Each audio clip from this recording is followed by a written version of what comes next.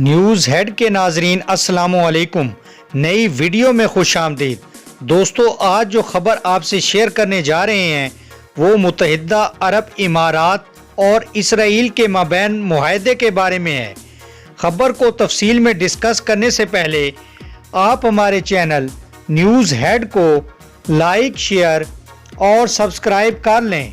دوستو، متحدہ عرب امارات کے ایک سرکردہ دانشور اور اسرائیل سے تعلقات معمول پر لانے کی تحریک کے مخالف کارکن احمد الشبی نے کہا ہے کہ اماراتی عوام ابوظہبی کے اسرائیل کے ساتھ امن معاہدے کی حامی نہیں ہیں۔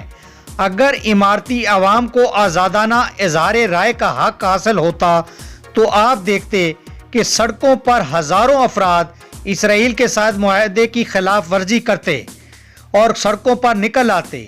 دوستو، میڈیا رپورٹس کے مطابق الشبی نے مزید کہا کہ اماراتی عوام نے حکومت کا اسرائیل کے ساتھ طے پایا نام نہاد امن معاہدہ قبول نہیں کیا۔ جہاں تک ان ویڈیوز کا تعلق ہے جن میں بظاہر یہ تاثر دینے کی کوشش کی گئی ہے کہ اماراتی عوام اسرائیل کے ساتھ دوستی پر جشن منا رہے ہیں، وہ جعلی ہیں۔ اماراتی عوام اس معاہدے کی نہ صرف مخالف ہیں بلکہ حقیقی معنوں میں انہیں سخت صدمہ پہنچا ہے۔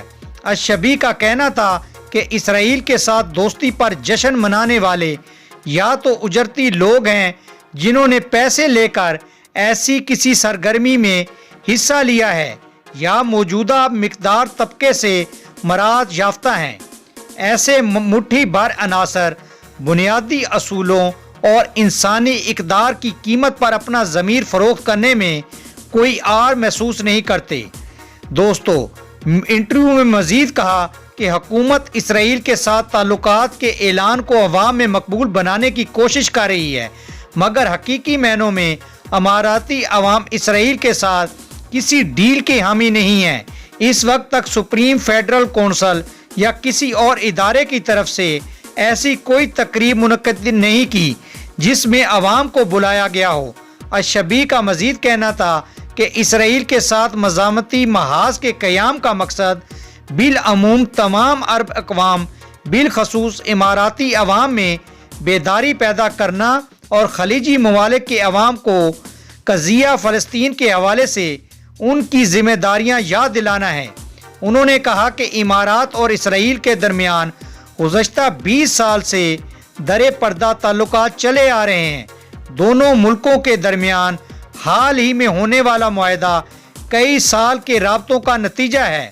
دوستو، یہ تھی اب تک کی بریکنگ نیوز متحدہ عرب امارات اور اسرائیل کے حوالے سے۔